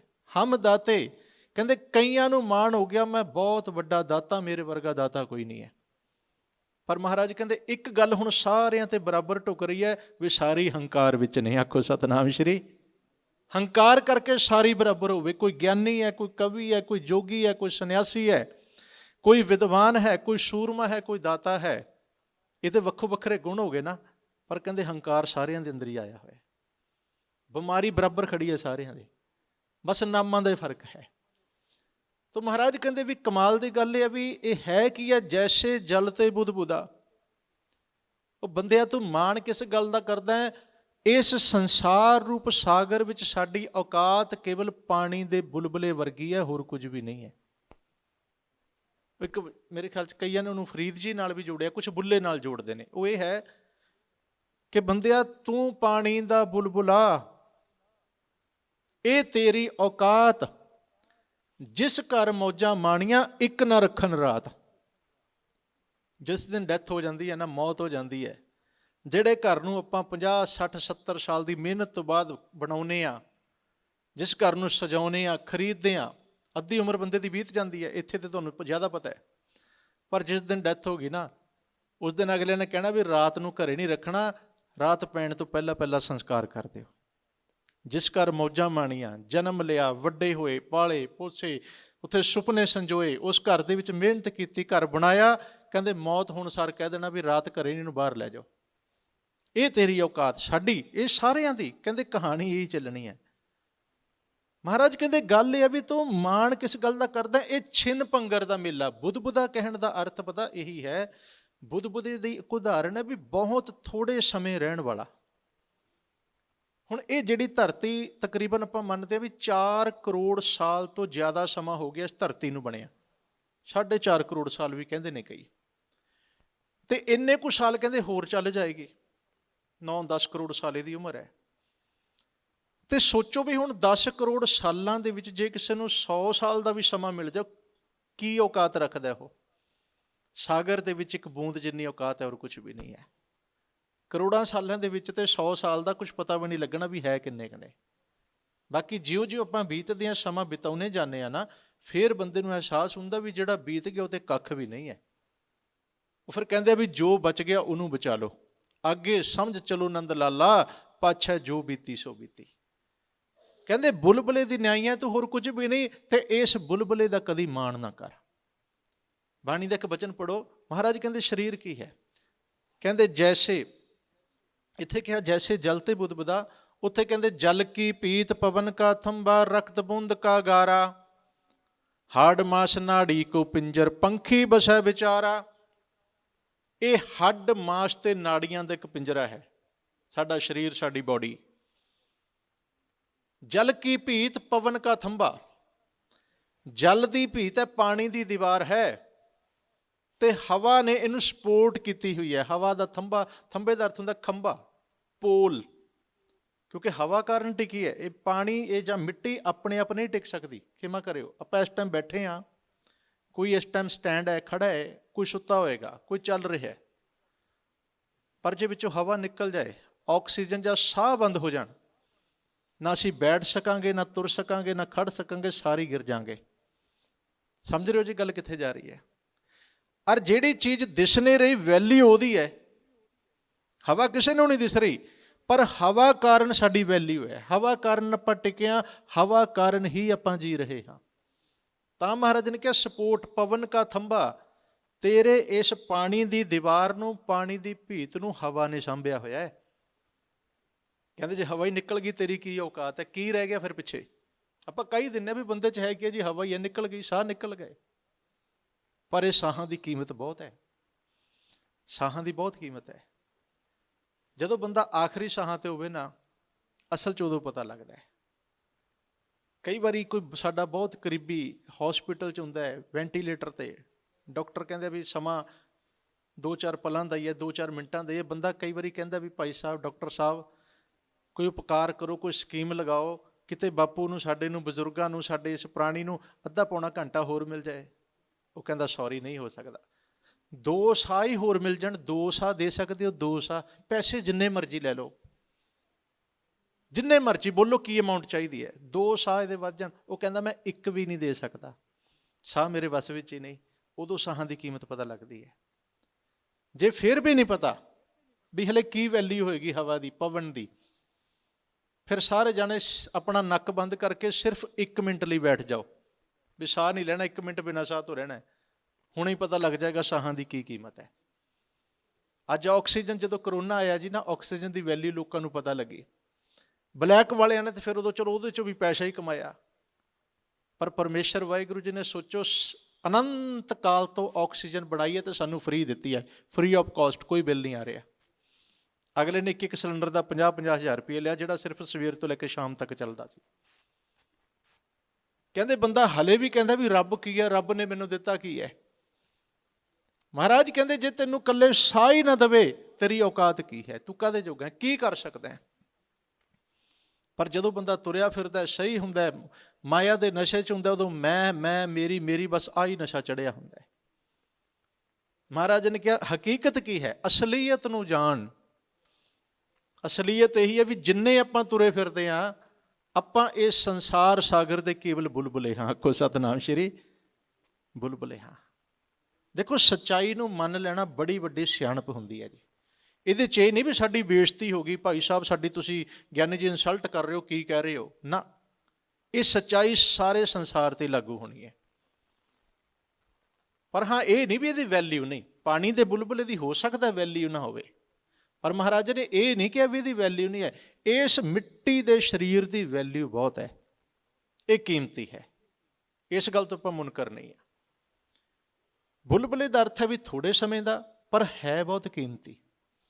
ਪੁੱਛਿਆ ਸੀ ਮਹਾਰਾਜ ਕਿੰਨਾ ਕੀਮਤੀ? ਕਹਿੰਦੇ ਇਤਨਾ ਕੀਮਤੀ ਹੈ ਹੀਰੇ ਜੈਸਾ ਜਨਮ ਹੈ, ਪਰ ਬੰਦਿਆ ਤੇਰੀ ਆਪਣੀ ਅਗਿਆਨਤਾ ਕਰਕੇ ਕੌਡੀ ਬਦਲਿਆ ਜਾਏ। ਸਾਡੀ ਅਗਿਆਨਤਾ ਕਰਕੇ ਕੌਡੀ ਬਦਲੇ ਜਾ ਰਿਹਾ। ਜਿਨ੍ਹਾਂ ਨੂੰ ਹੀਰੇ ਦੀ ਸਮਝ ਆ ਗਈ, ਉਹਨਾਂ ਨੇ ਰੱਬ ਦਾ ਨਾਮ ਜਪਿਆ, ਜੀਵਨ ਦੇਣ ਵਾਲੇ ਦਾਤੇ ਨਾਲ ਜੁੜ ਗਏ। ਅੱਜ ਦੁਨੀਆ ਉਹਨਾਂ ਨੂੰ ਨਮਸਕਾਰਾਂ ਕਰਦੀ ਹੈ। ਉਹ ਵੀ ਸਾਡੇ ਵਰਗੇ ਸਨ, ਆਪਾਂ ਮੱਥਾ ਉਹਨਾਂ ਨੂੰ ਟੇਕਦੇ ਹਾਂ। ਉਹਨਾਂ ਨੇ ਹੀਰੇ ਦੀ ਵੈਲਿਊ ਪਾਈ, ਅੱਜ ਦੁਨੀਆ ਨਮਸਕਾਰ ਕਰਦੀ ਹੈ। ਜਿਨ੍ਹਾਂ ਨੂੰ ਨਹੀਂ ਪਤਾ ਲੱਗਾ, ਔਰੰਗਜ਼ੇਬ ਵਰਗੇ, ਜਹਾਂਗੀਰ ਵਰਗੇ, ਕਾਰੂ ਬਾਦਸ਼ਾਹ ਵਰਗੇ, ਹੋਰ ਵੱਡੇ ਵੱਡੇ ਜ਼ਾਲਮ ਜਰਬਾਣੇ, ਉਹ ਕੇਵਲ ਮਾਇਆ ਨੂੰ, ਸੰਸਾਰ ਨੂੰ, ਕੁਰਸੀਆਂ ਨੂੰ, ਚੌਧਰਾਂ ਨੂੰ, ਰਾਜ ਭਾਗ ਨੂੰ ਸੱਚ ਸਮਝ ਬੈਠੇ ਤੇ ਇਹਦੇ ਵਿੱਚ ਗਲਤਾਨ ਹੋ ਗਏ। ਜ਼ਿੰਦਗੀ ਦੀ ਬਾਜੀ ਜੁਆਰੀਆਂ ਵਾਂਗ ਹਾਰ ਕੇ ਚਲੇ ਗਏ। ਆਖੋ ਸਤਨਾਮ ਸ਼੍ਰੀ। ਦੋ ਸ਼ਬਦ ਤੁਸੀਂ ਆਨੰਦ ਸਾਹਿਬ ਦੇ ਵਿੱਚ ਪੜ੍ਹਦੇ ਹੋ। ਪਹਿਲਾ ਹੁੰਦਾ ਜੀ, ਕਹਿੰਦੇ ਜੀਓ ਮੈਲੇ ਬਾਹਰੋਂ ਨਿਰਮਲ, ਬਾਹਰੋਂ ਨਿਰਮਲ ਜੀਓ ਤਾਂ ਮੈਲੇ ਤਿਨੀ ਜਨਮ ਜੂਏ ਹਾਰਿਆ। ਜ਼ਿੰਦਗੀ ਦੀ ਬਾਜੀ ਜੁਆਰੀਆਂ ਵਾਂਗ ਹਾਰ ਕੇ ਚਲੇ ਗਏ।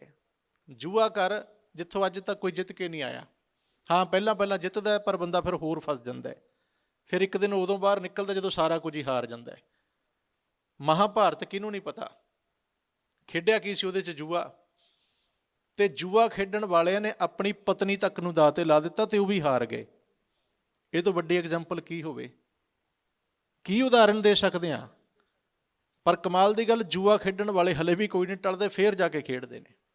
ਖਿਮਾ ਕਰੋ, ਸਾਡੇ ਵਾਲਿਆਂ ਨੂੰ ਵੀ ਆਦਤਾਂ ਪੈ ਗਈਆਂ ਨੇ ਇਹ ਵਾਲੀਆਂ।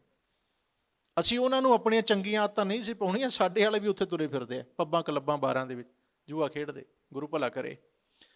ਕੌਣ ਜਿੱਤਿਆ ਇਹਦੇ 'ਚ? ਮਹਾਰਾਜ ਕਹਿੰਦੇ ਜੋ ਇੱਥੇ ਗਿਆ ਜ਼ਿੰਦਗੀ ਨੂੰ ਜੁਆਰੀ ਵਾਂਗ ਹਾਰ ਗਿਆ।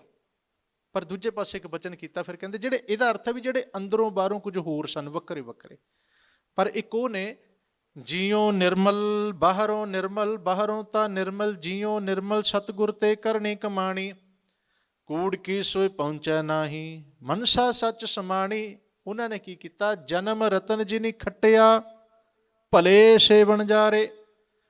ਉਹ ਜੀਵ ਰੂਪ ਵਣਜਾਰੇ ਭਲੇ ਹੋ ਗਏ। ਉਹਨਾਂ ਨੇ ਜਨਮ ਰੂਪੀ ਰਤਨ ਨੂੰ ਖੱਟ ਲਿਆ, ਜ਼ਿੰਦਗੀ ਸਫਲ ਕੀਤੀ ਹੈ। ਉਹ ਹਾਰੇ ਨਹੀਂ, ਉਹ ਜ਼ਿੰਦਗੀ ਦੀ ਬਾਜੀ ਨੂੰ ਜਿੱਤ ਗਏ ਨੇ, ਕਿਉਂਕਿ ਉਹਨਾਂ ਨੇ ਇਸ ਬੁਲਬੁਲੇ ਵਾਂਗੂ ਸੰਸਾਰ ਵਿੱਚ ਰਹੇ ਨੇ ਤੇ ਇਸ ਟਾਈਮ ਨੂੰ ਉਹਨਾਂ ਨੇ ਸਫਲ ਕੀਤਾ ਹੈ। ਗੁਰੂ ਸਾਹਿਬ ਕਹਿਣ ਲੱਗੇ, ਬੰਦਿਆ ਬਸ ਇਸ ਹਕੀਕਤ ਨੂੰ ਸਮਝ ਲੈ, ਨਾ ਤੂੰ ਨਾ ਇਹ ਸੰਸਾਰ। ਇਹ ਕੋਈ ਬਹੁਤ ਹੀ ਲੰਮੀ ਚੌੜੀ ਕਹਾਣੀ ਨਹੀਂ ਹੈ। ਜੈਸੇ ਜਲਤੇ ਬੁੱਧ ਬੁੱਧਾ ਉਪਜੈ ਬਿਨਸੈ ਨੀਤ, ਜਗ ਰਚਨਾ ਤੈਸੇ ਰਚੀ ਕਹੋ ਨਾਨਕ ਸੁਨ ਮੀਤ। ਹੇ ਮੇਰੇ ਮਿੱਤਰ, ਇਸ ਗੱਲ ਨੂੰ ਚੰਗੀ ਤਰ੍ਹਾਂ ਨੋਟ ਕਰ ਲੈ, ਇਹ ਜਗਤ ਦੀ ਤੇ ਤੇਰੀ ਰਚਨਾ ਵੀ ਪਾਣੀ ਦੇ ਬੁਲਬੁਲੇ ਦੀ ਤਰ੍ਹਾਂ ਹੈ। ਪਰ ਹਾਂ, ਹੁਣ ਕਹਿੰਦੇ ਇੱਕ ਧਿਆਨ ਰੱਖਿਓ ਇੱਥੇ, ਬੁਲਬੁਲਾ ਮਿਟੇਗਾ। ਬੁਲਬੁਲਾ ਬਣਿਆ ਸੀ, ਬੁਲਬੁਲਾ ਮਿਟ ਗਿਆ, ਪਾਣੀ ਉਸੇ ਤਰ੍ਹਾਂ ਕਾਇਮ ਹੈ। ਪਾਣੀ ਨਹੀਂ ਮਿਟਿਆ ਜੀ, ਬੁਲਬੁਲਾ ਮਿਟਿਆ। ਧਿਆਨ ਵਿੱਚ ਰੱਖਿਓ, ਆਪਾਂ ਮਿਟਾਂਗੇ, ਸੰਸਾਰ ਰਹੇਗਾ। ਹਾਂ, ਸੰਸਾਰ ਕਦੋਂ ਮਿਟੇਗਾ ਇਹ ਉਹਦੀ ਮੌਜ ਹੈ, ਪਰਮੇਸ਼ਰ ਦੀ। ਉਹਨੇ ਬਣਾਇਆ, ਜੇ 4.5 ਕਰੋੜ ਸਾਲ ਉਹਨੇ ਚਲਾਤਾ ਤੇ ਹੋਰ ਚਲਾ ਦੇਵੇ, 100 ਕਰੋੜ ਸਾਲ ਚਲਾ ਦੇਵੇ, ਉਹਦੀ ਮਰਜ਼ੀ ਹੈ। ਨਾ ਚਲਾਵੇ ਤੇ ਪਲ ਦਾ ਭਰੋਸਾ ਨਹੀਂ। ਜਬ ਉਦ ਕਰਖ ਕਰਾ ਕਰਤਾਰਾ, ਪ੍ਰਜਾ ਧਰਤ ਤਬ ਦੇ ਅਪਾਰਾ, ਜਬ ਕਰਖ ਕਰਤ ਹੋ ਕਬ ਹੂੰ, ਤੁਮ ਮੈਂ ਮਿਲਤ ਦੇਹ ਧਰ ਸਭ ਹੂੰ। ਹੇ ਵਾਹਿਗੁਰੂ ਜੀ, ਜਦੋਂ ਰਚਨਾ ਰਚਦੇ ਹੋ ਆਪਣੇ ਚੋਂ ਸਾਰਾ ਪਸਾਰਾ ਬਣਾ ਦਿੰਦੇ ਹੋ, ਜਦੋਂ ਸਮੇਟਣਾ ਹੁੰਦਾ ਸਾਰਾ ਕੁਝ ਕਹਿੰਦੇ ਤੇਰੇ ਵਿੱਚ ਸਿਮਟ ਕੇ ਇਕੱਠਾ ਹੋ ਕੇ ਇੱਕੋ ਹੀ ਰਹਿ ਜਾਂਦਾ, ਤੂੰ ਹੁੰਨਾ ਹੈ। ਇਹ ਤੇਰੀ ਖੇਡ ਹੈ, ਤੇਰਾ ਹੁਕਮ ਦੀ ਖੇਡ ਹੈ।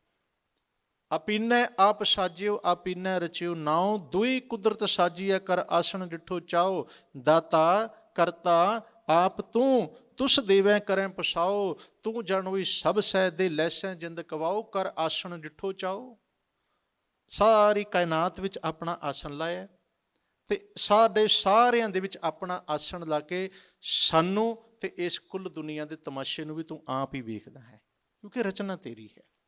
ਮਹਾਰਾਜ ਕਹਿੰਦੇ, ਹੇ ਮਿੱਤਰ, ਇਸ ਗੱਲ ਨੂੰ ਸਮਝ ਲੈ, ਇਹ ਰਚਨਾ ਪਰਮੇਸ਼ਰ ਨੇ ਬੁਲਬੁਲੇ ਵਾਂਗ, ਭਾਵ ਉਹਨੇ ਆਪਣੀ ਰਚਨਾ ਰਚੀ ਹੈ, ਬਹੁਤ ਥੋੜ੍ਹੇ ਸਮੇਂ ਦੀ ਹੈ। ਮਨੁੱਖੀ ਜ਼ਿੰਦਗੀ ਦਾ ਕੋਈ ਭਰੋਸਾ ਨਹੀਂ। ਕਹਾਂ ਵਿਸਾਸਾ ਇਸ ਭਾਂਡੇ ਕਾ, ਇਤਨ ਕੋ ਲੱਗਿਆ ਠਨਕਾ। ਤੋ ਇਹਦੇ 'ਚ ਫਿਰ ਸਿੱਖਣ ਵਾਲੀ ਗੱਲ ਇਹ ਹੈ ਵੀ ਜੇ ਇਹਦਾ ਭਰੋਸਾ ਨਹੀਂ, ਕਿਤੇ ਵੀ ਟੁੱਟ ਸਕਦਾ ਹੈ, ਬੁਲਬੁਲਾ ਕਦੋਂ ਵੀ ਫੁੱਟ ਸਕਦਾ ਹੈ। ਮਹਾਰਾਜ ਕਹਿੰਦੇ ਫਿਰ ਬੁਲਬੁਲਾ ਬਣਾਉਣ ਵਾਲੇ ਨਾਲ ਜੁੜ ਜਾ, ਤੇਰਾ ਇਸ ਸੰਸਾਰ ਵਿੱਚ ਆਉਣਾ ਸਫਲ ਹੋ ਜਾਏਗਾ। ਇੱਥੇ 25ਵੇਂ ਸ਼ਲੋਕ ਦੀ ਸਮਾਪਤੀ ਹੈ। ਅਗਲਾ ਸ਼ਲੋਕ ਹੈ ਜੀ, ਪ੍ਰਾਨੀ ਕਛੂ ਨ ਚੇਤਈ, ਮਦ ਮਾਇਆ ਕੈ ਅੰਧ, ਕਹੋ ਨਾਨਕ ਬਿਨ ਹਰ ਭਜਨਾ, ਪਰਤ ਤਾਹੇ ਜਮ ਫੰਦ। ਪ੍ਰਾਨੀ ਕਛੂ ਨ ਚੇਤਈ, ਹੇ ਪ੍ਰਾਣੀ, ਹੇ ਬੰਦੇ, ਹੇ ਜੀਵ, ਕਹਿੰਦੇ ਤੂੰ ਕੁਛ ਵੀ ਚੇਤੇ ਨਹੀਂ ਕੀਤਾ। ਕੁਐਸਚਨ ਮਾਰਕ ਆ ਗਿਆ, ਸਵਾਲ ਆ ਗਿਆ। ਪ੍ਰਾਣੀ ਤੂੰ ਕੁਛ ਵੀ ਚੇਤੇ ਨਹੀਂ ਕੀਤਾ, ਤੈਨੂੰ ਕੁਛ ਵੀ ਚੇਤਾ ਨਹੀਂ, ਤੂੰ ਕੀ ਕਰਨ ਆਇਆ ਸ਼ਾਇਦ ਤੈਨੂੰ ਨਹੀਂ ਪਤਾ ਲੱਗਿਆ। ਮਹਾਰਾਜ ਕਹਿੰਦੇ ਹੋਣਾ ਕੀ ਸੀ, ਵਿੱਚੋਂ ਗਰਭੇ ਨਿਕਲ ਆਇਆ, ਖਸਮ ਵਿਸਾਰ ਦੁਨੀ ਜਿੱਤ ਲਾਇਆ। ਜਦੋਂ ਗਰਭ ਚੋਂ ਨਿਕਲਿਆ, ਭਾਵ ਜਦੋਂ ਬਰਥ ਹੋਇਆ, ਸਾਡਾ ਜਨਮ ਹੁੰਦਿਆਂ ਹੀ ਖਸਮ ਵਿਸਰ ਗਿਆ, ਰੱਬ ਨਾਲ ਸੁਰਤ ਟੁੱਟੀ, ਐਸੀ ਟੁੱਟੀ ਦੁਨੀ ਚਿੱਤ ਲਾਇਆ। ਇਸ ਦੁਨੀ, ਇਸ ਸੰਸਾਰ ਨਾਲ ਹੀ ਚਿੱਤ ਲੱਗ ਗਿਆ। ਇਹ ਹਰ ਪ੍ਰਾਣੀ ਦੀ ਕਹਾਣੀ ਹੈ, ਜਿੰਨੇ ਵੀ ਕੁੱਲ ਕਾਇਨਾਤ ਵਿੱਚ ਆਏ ਆ। ਹੁਣ ਜਿੱਥੋਂ ਟੁੱਟੇ ਆ ਉੱਥੇ ਕੌਣ ਜੁੜਦਾ ਹੈ? ਇਹ ਸਾਰੀ ਮਿਹਨਤ ਸਾਨੂੰ ਇਸ ਵਾਸਤੇ ਕਰਨੀ ਚਾਹੀਦੀ। ਇਸ ਲਈ ਸੰਸਾਰ ਵਿੱਚ ਆਏ ਆ, ਮਾਇਆ ਵਿੱਚ ਰਹਿ ਕੇ, ਸੰਸਾਰ 'ਚ ਰਹਿ ਕੇ, ਪਰਿਵਾਰ 'ਚ ਰਹਿ ਕੇ ਕਿਰਤ ਕਰਦੇ ਹਾਂ, ਚੰਗੇ ਕਰਮ ਕਰਦੇ ਹਾਂ, ਉੱਚਾ ਜੀਵਨ ਜੀਂਦੇ ਹਾਂ। ਕਹਿੰਦੇ ਜੇ ਦਾਤੇ ਨਾਲ ਜੁੜ ਗਿਆ, ਤੇਰਾ ਆਉਣਾ ਤੇ ਤੇਰਾ ਜਾਵਣਾ ਦੋਵੇਂ ਸਫਲ ਹੋ ਜਾਣਗੇ। ਪਰ ਇਹ ਕਿਸੇ ਭਾਗਾਂ ਵਾਲੇ ਨੂੰ ਦਾਤ ਮਿਲਦੀ ਹੈ। ਜਿਹੜਾ ਕੱਲ੍ਹ ਬਚਨ ਆਇਆ ਸੀ ਨਾ ਜੀ, ਕੱਲ੍ਹ ਤੁਸੀਂ ਜਿਹੜੀਆਂ ਰੋਜ਼ ਸੰਗਤਾਂ ਸੁਣਦੀਆਂ ਨੇ, ਮਹਾਰਾਜ ਨੇ ਉੱਥੇ ਗੱਲ ਕੀਤੀ, ਉਹ ਸੀ ਜੀ, ਨਿਸ ਦਿਨ ਮਾਇਆ ਕਾਰਨੇ ਪ੍ਰਾਨੀ ਡੋਲਤ ਨੀਤ, ਕੋਟਨ ਮੈਂ ਨਾਨਕ ਕੋ ਨਾਰਾਇਣ ਜਿਹੇ ਚੀਤ। ਕਹਿੰਦੇ ਜਿੱਥੋਂ ਲਿਵ ਟੁੱਟੀ ਸੀ ਉੱਥੇ ਜੁੜਦੀ ਇਹ ਕਰੋੜਾਂ ਚੋਂ ਕਿਸੇ ਵਿਰਲੇ ਦੇ ਹਿੱਸੇ ਆਈ ਹੈ। ਉਹ ਕਰੋੜਾਂ ਚੋਂ ਕੋਈ ਵਿਰਲਾ ਹੈ ਜਿਹਨੇ ਸਵਾਸ ਸਵਾਸ ਉਸ ਮਾਲਕ ਨੂੰ ਚੇਤੇ ਰੱਖਿਆ ਹੈ, ਉਹ ਭੁੱਲਦਾ ਨਹੀਂ। ਦੇਖੋ ਜੇ ਰੱਬ ਚੇਤੇ ਆ ਜਾਏ ਨਾ, ਸੰਸਾਰ 'ਚ ਕਦੀ ਕੋਈ ਮਾੜਾ ਕਰਮ ਨਾ ਹੋਵੇ, ਕਦੀ ਵੀ। ਬੁਰਾਈ ਕਦੋਂ ਜਨਮ ਲੈਂਦੀ ਹੈ? ਜਦੋਂ ਇਹਨੂੰ ਸੱਚ ਭੁੱਲਦਾ, ਰੱਬ ਭੁੱਲਦਾ, ਉਦੋਂ ਹੀ ਬੁਰਾਈ ਜਨਮ ਲੈਂਦੀ ਹੈ। ਜਦੋਂ ਸੱਚਾਈ ਨਹੀਂ ਤਾਂ ਬੁਰਾਈ ਆਏਗੀ, ਜੇ ਦਿਨ ਨਹੀਂ ਤਾਂ ਹਨੇਰਾ ਆ ਜਾਏਗਾ। ਤੁਸੀਂ ਦੇਖੋ ਦਿਨ ਤੇ ਰਾਤ ਦੀ ਕੈਸੀ ਖੇਡ ਹੈ। ਜਦੋਂ ਤੁਸੀਂ ਲਾਈਟ ਜਗਾਉਂਦੇ ਹੋ, ਹਨੇਰਾ ਉਦੋਂ ਹੀ ਚਲਾ ਜਾਂਦਾ ਹੈ। ਇੱਕ ਵਾਰ ਨਾ ਰੱਬ ਦੇ ਦਰ ਤੇ ਹਨੇਰੇ ਨੇ ਸ਼ਿਕਾਇਤ ਕੀਤੀ। ਹਨੇਰਾ ਪਹੁੰਚ ਗਿਆ, ਬੜਾ ਕਲਪਿਆ, ਜਾ ਕੇ ਰੋਣ ਪਿੱਟਣ ਲੱਗ ਪਿਆ। ਹਨੇਰਾ ਜਾ ਕੇ ਕਹਿੰਦਾ ਵੀ ਰੱਬਾ ਮੈਂ ਬੜਾ ਦੁਖੀ ਹਾਂ, ਬੜਾ ਦੁਖੀ ਹਾਂ। ਉਹ ਕਹਿੰਦੇ ਵੀ ਕੀ ਹੋ ਗਿਆ, ਤੂੰ ਦੁਖੀ ਕਿਉਂ ਆ? ਕਹਿੰਦੇ ਮੈਂ ਦੁਖੀ ਇਸ ਕਰਕੇ ਆ, ਮੈਂ ਜਿੱਥੇ ਜਾਂਦਾ ਪ੍ਰਕਾਸ਼ ਮੇਰੇ ਪਿੱਛੇ ਹੀ ਆ ਜਾਂਦਾ ਹੈ, ਚਾਨਣੇ ਮੈਨੂੰ ਜਿਉਣ ਨਹੀਂ ਦਿੰਦਾ। ਮੈਂ ਜਿੱਥੇ ਜਾ ਕੇ ਆਪਣੇ ਪੈਰ ਪਸਾਰਦਾ ਨਾ, ਇਹ ਮੈਨੂੰ ਉੱਥੇ ਹੀ ਆ ਕੇ ਮੈਨੂੰ ਤੰਗ ਕਰਦਾ ਤੇ ਮੈਨੂੰ ਭੱਜਣਾ ਪੈਂਦਾ ਹੈ। ਰੱਬ ਨੇ ਕਿਹਾ ਵੀ ਪ੍ਰਕਾਸ਼ ਨੂੰ ਬੁਲਾਓ, ਚਾਨਣ ਨੂੰ ਬੁਲਾਓ। ਚਾਨਣ ਨੂੰ ਆਵਾਜ਼ ਪਈ, ਕੁਝ ਪਲਾਂ ਬਾਅਦ ਚਾਨਣ ਆਇਆ। ਜਦੋਂ ਚਾਨਣ ਆਇਆ ਤੇ ਹਨੇਰਾ ਗਾਇਬ ਹੋ ਗਿਆ। ਚਾਨਣ ਆਇਆ ਤੇ ਹਨੇਰਾ ਗਾਇਬ ਹੋ ਗਿਆ। ਚਾਨਣ ਕਹਿੰਦਾ ਜੀ ਪ੍ਰਭੂ ਜੀ ਹੁਕਮ ਕਰੋ, ਕਿਉਂ ਸੱਦਿਆ? ਉਹ ਕਹਿੰਦੇ ਵੀ ਸੱਦਿਆ ਤੇ ਤੈਨੂੰ ਇਸ ਕਰਕੇ ਸੀ ਵੀ ਜਿਹੜਾ ਬੰਦਾ ਤੇਰੀ ਸ਼ਿਕਾਇਤ ਲੈ ਕੇ ਆਇਆ ਉਹ ਆਪ ਹੀ ਭੱਜ ਗਿਆ। ਉਹ ਕਹਿੰਦੇ ਵੀ ਸ਼ਿਕਾਇਤ ਕੀ ਹੈ? ਕਹਿੰਦੇ ਸ਼ਿਕਾਇਤ ਇਹ ਸੀ ਵੀ ਤੂੰ ਹਨੇਰੇ ਨੂੰ ਤੰਗ ਬਹੁਤ ਕਰਦਾ, ਜਿੱਥੇ ਹੁੰਦਾ ਤੂੰ ਉੱਥੇ ਹੀ ਪਹੁੰਚ ਜਾਂਦਾ, ਉਹਨੂੰ ਜੀਣ ਨਹੀਂ ਦਿੰਦਾ, ਟਿਕਣ ਨਹੀਂ ਦਿੰਦਾ, ਤੂੰ ਉਹਦੇ ਮਗਰ ਮਗਰ ਫਿਰਦਾ। ਪ੍ਰਕਾਸ਼ ਨੇ, ਚਾਨਣ ਨੇ ਬੜੀ ਅਧੀਨਗੀ ਨਾਲ ਬੇਨਤੀ ਕੀਤੀ। ਕਹਿੰਦਾ ਵੀ ਹੇ ਮੇਰੇ ਪ੍ਰਭੂ ਜੀ। ਉਹ ਹੱਸਿਆ ਪਹਿਲਾਂ ਤਾਂ, ਕਹਿੰਦਾ ਪ੍ਰਭੂ ਜੀ ਮੈਂ ਹੈਰਾਨ ਇਸ ਗੱਲ ਤੋਂ ਵੀ ਜਿਹੜੇ ਬੰਦੇ ਨੂੰ, ਜਿਸ ਪ੍ਰਕਾਸ਼ ਨੂੰ, ਜਿਸ ਹਨੇਰੇ ਨੂੰ ਮੈਂ ਅੱਜ ਤੱਕ ਵੇਖਿਆ ਹੀ ਨਹੀਂ, ਮੇਰਾ ਕਦੀ ਵਾਹ ਵਾਸਤਾ ਹੀ ਨਹੀਂ ਪਿਆ ਸੀ, ਕਦੀ ਰੂਬਰੂ ਹੀ ਨਹੀਂ ਹੋਏ, ਉਹਨੂੰ ਮੈਂ ਕੀ ਤੰਗ ਕਰਨਾ, ਮੈਂ ਤੇ ਉਹਨੂੰ ਕਦੀ ਮਿਲਿਆ ਹੀ ਨਹੀਂ। ਕਹਿੰਦੇ ਬਸ ਇਹੀ ਗੱਲ ਪੁੱਛਣੀ ਸੀ। ਇਹ ਗੱਲ ਉਹ ਸਮਝ ਨਹੀਂ ਸਕਦਾ। ਸਮਝ ਰਹੇ ਹੋ ਜੀ? ਇਹਦਾ ਭਾਵ ਅਰਥ ਬੜਾ ਗਹਿਰਾ ਇਹਦਾ। ਹਨੇਰਾ ਕਦੋਂ ਹੁੰਦਾ ਹੈ? ਜਿੰਨਾ ਚਿਰ ਚਾਨਣ ਨਹੀਂ ਹੁੰਦਾ। ਹੁਣ ਦੋਨਾਂ 'ਚ ਇੱਕੋ ਹੀ ਰਹੇਗਾ, ਜਾਂ ਹਨੇਰਾ ਹੀ ਰਹੇਗਾ ਜਾਂ ਚਾਨਣ ਹੀ ਰਹੇਗਾ। ਮਹਾਰਾਜ ਨੇ ਬਾਣੀ 'ਚ ਕਿਹਾ, ਸੁਖਮਨੀ ਸਾਹਿਬ, ਮਾਤਾਵਾਂ ਭੈਣਾਂ ਤੁਸੀਂ ਤੇ ਰੋਜ਼ ਪੜ੍ਹਦੇ ਹੋ ਨਾ, 23ਵਾਂ ਸ਼ਲੋਕ ਕੀ ਲਿਖਿਆ? ਕਹਿੰਦੇ ਗਿਆਨ ਅੰਜਨ ਗੁਰ ਦੀਆ, ਅਗਿਆਨ ਅੰਧੇਰ ਵਿਨਾਸ਼। ਜਦੋਂ ਸਤਿਗੁਰੂ ਜੀ ਨੇ ਗਿਆਨ ਦਾ ਸੁਰਮਾ ਸਾਡੀ ਅੱਖ ਵਿੱਚ ਪਾਇਆ, ਅਗਿਆਨਤਾ ਦੇ ਹਨੇਰੇ ਦਾ ਵਿਨਾਸ਼ ਹੋ ਗਿਆ। ਗਿਆਨ ਦਾ ਸੂਰਜ ਚੜ੍ਹਦੇ ਹੀ ਹਨੇਰਾ ਵਿਣਸ ਗਿਆ। ਗੁਰੂ ਨਾਨਕ ਸਾਹਿਬ ਦਾ ਪ੍ਰਕਾਸ਼ ਪੁਰਬ ਆ ਰਿਹਾ, ਸਾਰਿਆਂ ਨੇ ਆਪਾਂ ਨੇ ਉਹ ਸ਼ਬਦ ਪੜ੍ਹਨਾ ਹੈ। ਸਤਿਗੁਰ ਨਾਨਕ ਪ੍ਰਗਟਿਆ ਮਿਟੀ ਧੁੰਦ ਜਗ, ਚਾਨਣ ਹੋਆ ਜਿਉਂ ਕਰ ਸੂਰਜ ਨਿਕਲਿਆ, ਤਾਰੇ ਛਪੇ ਅੰਧੇਰ ਪਲੂਆ। ਕਹਿੰਦੇ ਸੂਰਜ ਨਿਕਲਦੇ ਹੀ ਹਨੇਰਾ ਭੱਜਣਾ ਸ਼ੁਰੂ ਹੋ ਜਾਂਦਾ। ਹਲੇ ਸੂਰਜ ਪੂਰਾ ਆਇਆ ਨਹੀਂ ਹੁੰਦਾ ਅਸਮਾਨ ਤੇ, ਪਰ ਹਨੇਰਾ ਆਪੇ ਹੀ ਭੱਜਣਾ ਦੂਰ ਹੋ ਜਾਂਦਾ। ਸੂਰਜ ਦੇ ਆਉਂਦੇ ਆਉਂਦੇ ਤੇ ਹਨੇਰੇ ਦਾ ਨਾਮੋ ਨਿਸ਼ਾਨ ਹੀ ਨਹੀਂ ਹੁੰਦਾ। ਮਹਾਰਾਜ ਕਹਿੰਦੇ ਸਿੱਖਾ, ਹੇ ਬੰਦੇ, ਹੇ ਇਨਸਾਨ, ਤੇਰੇ ਅੰਦਰ ਹਨੇਰਾ ਹੈ। ਕਿਹੜਾ ਜੀ? ਅਗਿਆਨਤਾ ਦਾ, ਨਾ ਸਮਝੀ ਦਾ, ਭਰਮਾਂ ਦਾ। ਇਸ ਹਨੇਰੇ ਨੂੰ ਦੂਰ ਕਰਨੇ ਤੇ ਗੁਰੂ ਦੇ ਗਿਆਨ ਦਾ ਦੀਵਾ ਆਪਣੇ ਮਨ ਦੇ ਵਿੱਚ ਬਾਲ, ਤੇਰੇ ਅੰਦਰ ਦਾ ਹਨੇਰਾ ਦੂਰ ਹੋ ਜਾਏਗਾ। ਤੇ ਹਨੇਰੇ ਵਿੱਚ ਪਤਾ ਕੀ ਹੁੰਦਾ? ਹਨੇਰੇ ਵਿੱਚ ਹੁੰਦੀਆਂ ਨੇ ਠੋਕਰਾਂ, ਹਨੇਰੇ ਵਿੱਚ ਹੁੰਦੀ ਹੈ ਭਟਕਣਾ, ਹਨੇਰੇ ਵਿੱਚ ਹੁੰਦੇ ਨੇ ਡਰ, ਹਨੇਰੇ ਵਿੱਚ ਹੁੰਦਾ ਭਰਮ। ਹਨੇਰਾ ਆਪਣੇ ਪਰਾਏ ਦੀ ਪਹਿਚਾਣ ਲੁਕੋ ਲੈਂਦਾ ਹੈ, ਹਨੇਰਾ ਰਾਹ ਭਟਕਾ ਦਿੰਦਾ ਹੈ। ਹਨੇਰੇ ਵਿੱਚ ਮਾੜੇ ਲੋਕ, ਬੁਰੇ ਲੋਕ, ਚੋਰ, ਠੱਗ, ਡਾਕੂ, ਲੁਟੇਰੇ ਲੋਕਾਂ ਦੇ ਘਰ ਲੁੱਟ ਲੈਂਦੇ ਨੇ। ਪਰ ਜਿੱਥੇ ਚਾਨਣ ਹੋਵੇ ਉੱਥੇ ਬੰਦਾ ਸਹੀ ਰਾਹ ਤੇ ਤੁਰੇਗਾ, ਭਟਕੇਗਾ ਨਹੀਂ, ਤੇ ਆਪਣੇ ਘਰ ਵੀ ਲੁੱਟਣ ਤੋਂ ਬਚਾ ਲੈਂਦਾ। ਮਹਾਰਾਜ ਕਹਿੰਦੇ ਆਪਣੇ ਮਨ ਦੇ ਅੰਦਰ ਚਾਨਣ ਕਰੋ ਤਾਂ ਗੁਰੂ ਦੇ ਸ਼ਬਦ ਨਾਲ, ਤਾਂ ਕਿ ਆਪਣੀ ਜ਼ਿੰਦਗੀ ਸਫਲ ਹੋ ਸਕੇ। ਪਰ ਮਹਾਰਾਜ ਕਹਿੰਦੇ ਹੁਣ ਸਵਾਲ ਇਹ ਕਰਨਾ ਪਏਗਾ, ਪ੍ਰਾਨੀ ਕਛੂ ਨਾ ਚੇਤਈ, ਇਸ ਪ੍ਰਾਣੀ ਨੂੰ ਕੁਛ ਵੀ ਚੇਤਾ ਨਹੀਂ। ਮਦ ਮਾਇਆ ਕੈ ਅੰਧ, ਇਹ ਮਾਇਆ ਦੇ ਨਸ਼ੇ ਦੇ ਵਿੱਚ ਅੰਨਾ ਹੋਇਆ ਪਿਆ ਹੈ। ਆਖੋ ਸਤਿਨਾਮ ਸ਼੍ਰੀ ਵਾਹਿਗੁਰੂ। ਇੱਕ ਸ਼ਬਦ ਮੈਂ ਬੇਨਤੀ ਕਰਾਂ, ਬਾਣੀ ਦੇ ਵਿੱਚ ਨਾ ਜਿਹੜੇ ਤੁਹਾਡੇ ਚੋਂ ਰੂਟੀਨ ਵਿੱਚ ਬਾਣੀ ਪੜ੍ਹਦੇ ਆ, ਮਦ ਸ਼ਬਦ ਆਏਗਾ ਬਾਰ-ਬਾਰ, ਮਦ। ਹੁਣ ਜਿਵੇਂ ਇੱਥੇ ਆਇਆ ਮਦ ਮਾਇਆ ਕੈ ਅੰਧ, ਮਦ ਦਾ ਅਰਥ ਹੁੰਦਾ ਨਸ਼ਾ। ਵਿਦਵਾਨ ਇਹਦਾ ਅਰਥ ਸ਼ਰਾਬ ਵੀ ਕਰਦੇ ਨੇ, ਵੈਸੇ ਇਹਦਾ ਅਰਥ ਹੈ ਨਸ਼ਾ, ਕਿਉਂਕਿ ਨਸ਼ਾ ਕਈ ਪ੍ਰਕਾਰ ਦਾ ਹੁੰਦਾ ਹੈ। ਮਹਾਰਾਜ ਕਹਿੰਦੇ ਕੁਝ ਲੋਕ ਕਰਦੇ ਨੇ ਸਰੀਰ ਨੂੰ ਸਰੂਰ ਦੇਣ ਵਾਸਤੇ ਨਸ਼ਾ, ਪਰ ਉਹ ਨਸ਼ਾ ਵਕਤੀ ਹੁੰਦਾ ਹੈ। ਜਿਵੇਂ ਮੰਨ ਲਓ ਕਿਸੇ ਨੇ ਸ਼ਰਾਬ ਪੀ ਲਈ, ਉਹ ਸ਼ਾਮੀ ਪੀਂਦਾ ਤੇ ਸਵੇਰ ਤੱਕ ਸਾਫ਼ ਹੋ ਜਾਂਦਾ, ਕਲੀਨ ਹੋ ਜਾਂਦਾ, ਓਕੇ, ਫਿਰ ਨੋਰਮਲ ਹੋ ਜਾਂਦਾ। ਸਵੇਰੇ ਪੀਏਗਾ, ਸ਼ਾਮ ਨੂੰ ਓਕੇ ਹੋ ਜਾਏਗਾ, ਨੋਰਮਲ ਹੋ ਜਾਂਦਾ। ਪਰ ਜਿਹਨੂੰ ਹੰਕਾਰ ਦਾ, ਮਾਇਆ ਦਾ ਨਸ਼ਾ ਚੜ੍ਹਦਾ ਹੈ, ਇੱਕ ਵਾਰ ਹੁੰਦਾ, ਸਾਰੀ ਉਮਰ ਇਹ ਨਸ਼ਾ ਨਹੀਂ ਲੈਂਦਾ। ਇਹ ਨਸ਼ਾ ਬਹੁਤ ਖਤਰਨਾਕ ਹੈ। ਮਾਇਆ ਦਾ ਨਸ਼ਾ ਮਹਾਰਾਜ ਨੇ ਗੱਲ ਕੀਤੀ, ਇੱਕ ਥਾਂ ਤੇ ਸ਼ਬਦ ਹੁੰਦਾ ਹੈ, ਮਹਾਰਾਜ ਨੇ 3 ਨਸ਼ਿਆਂ ਦਾ ਜ਼ਿਕਰ ਕੀਤਾ ਜੀ, 3 ਨਸ਼ਿਆਂ ਦਾ। ਉਹਦੇ ਚੋਂ ਇੱਕ ਨਸ਼ਾ ਤੇ ਆਪਾਂ ਸਾਰਿਆਂ ਨੂੰ ਲੱਗਿਆ ਹੋਇਆ, ਕਈਆਂ ਨੂੰ ਲੱਗ ਚੁੱਕਿਆ, ਕਈਆਂ ਨੂੰ ਲੱਗੇਗਾ, ਤੇ ਕਈਆਂ ਨੂੰ ਲੱਗਿਆ ਹੋਇਆ। ਸਮਝੋ ਫਿਰ, ਕਈਆਂ ਨੂੰ ਲੱਗੇਗਾ, ਕਈਆਂ ਨੂੰ ਲੱਗਿਆ ਹੋਇਆ, ਤੇ ਕਈਆਂ ਨੂੰ ਲੱਗ ਚੁੱਕਿਆ ਹੈ। ਉਹ ਨਸ਼ਾ ਜਿਹਨੂੰ ਅਸੀਂ ਨਸ਼ਾ ਨਹੀਂ ਮੰਨਦੇ, ਪਰ ਆਪਾਂ ਉਹਨੂੰ ਨਸ਼ਾ ਨਹੀਂ ਮੰਨਣਾ, ਕਦੇ ਵੀ ਨਹੀਂ ਮੰਨਾਂਗੇ, ਪਰ ਬਾਣੀ ਨੇ ਨਸ਼ਾ ਮੰਨਿਆ। ਮੈਂ 3 ਦਾ ਜ਼ਿਕਰ ਕੀਤਾ, ਇਕੱਠੇ ਹੀ ਆਉਣੇ ਨੇ, ਮੈਂ ਬਚਨ ਤੁਹਾਡੇ ਸਾਹਮਣੇ ਰੱਖਣਾ, ਪਰ ਮੈਂ ਇੱਕ ਦਾ ਜ਼ਿਕਰ ਕੀਤਾ ਵੀ ਉਹ ਤਾਂ ਸਾਡੇ ਨਾਲ ਹੋ ਰਿਹਾ। ਜਿਸ ਦਿਨ ਸਮਝ ਆਏਗੀ ਗੱਲ, ਉਸ ਦਿਨ ਬਣੇਗੀ। ਉਹ ਕੀ ਹੈ? ਉਹ ਹੈ ਜਵਾਨੀ ਦਾ ਨਸ਼ਾ। ਬਹੁਤ ਖਤਰਨਾਕ ਹੈ ਜਵਾਨੀ ਦਾ ਨਸ਼ਾ। ਬੱਚੇ ਨੂੰ ਜਵਾਨੀ ਦਾ ਨਸ਼ਾ ਲੱਗਣਾ ਹੈ, ਨੌਜਵਾਨ ਨੂੰ ਜਵਾਨੀ ਦਾ ਨਸ਼ਾ ਲੱਗਿਆ ਹੋਇਆ, ਚੜਿਆ ਹੋਇਆ ਹੈ। ਬਜ਼ੁਰਗ ਇਸ ਨਸ਼ੇ ਨੂੰ ਹੰਢਾ ਚੁੱਕਿਆ ਹੈ। ਉਹ ਬਾਣੀ 'ਚ ਬਚਨ ਆਇਆ ਮਹਾਰਾਜ ਜੀ ਦਾ, ਕਹਿੰਦੇ ਜੋਬਨ ਧਨ, ਧਨ ਦੌਲਤ, ਪੈਸਾ, ਮਾਣ, ਰੁਪਈਆ, ਕਰੰਸੀ, ਜੋਬਨ ਧਨ ਪ੍ਰਭਤਾ ਕੇ ਮਦ ਮੈਂ। ਪ੍ਰਭਤਾ ਦਾ ਅਰਥ ਹੁੰਦਾ ਹੈ ਰਾਜ ਭਾਗ, ਪੋਲੀਟੀਕਲ ਪਾਵਰ, ਕੁਰਸੀ ਦੀ ਪਾਵਰ। ਜਿਸ ਨੂੰ ਕਹਿੰਦੇ 3 ਨਸ਼ੇ ਇਕੱਠੇ ਲੱਗ ਜਾਣ, ਜੋਬਨ ਧਨ ਪ੍ਰਭਤਾ ਕੇ ਮਦ ਮੈਂ, ਇਹਨਾਂ 3 ਦੇ ਨਸ਼ੇ ਵਿੱਚ ਅਹਨਿਸ਼ ਰਹਿ ਦੀਵਾਨਾ। ਇਹ ਬੰਦਾ ਦਿਨ ਰਾਤ ਬਾਵਰਾ ਹੋਇਆ ਫਿਰਦਾ ਹੈ, ਪਾਗਲ ਹੋ ਜਾਂਦਾ। ਕਹਿੰਦੇ ਬੰਦੇ ਨੂੰ ਬੰਦਾ ਨਹੀਂ ਸਮਝਦਾ।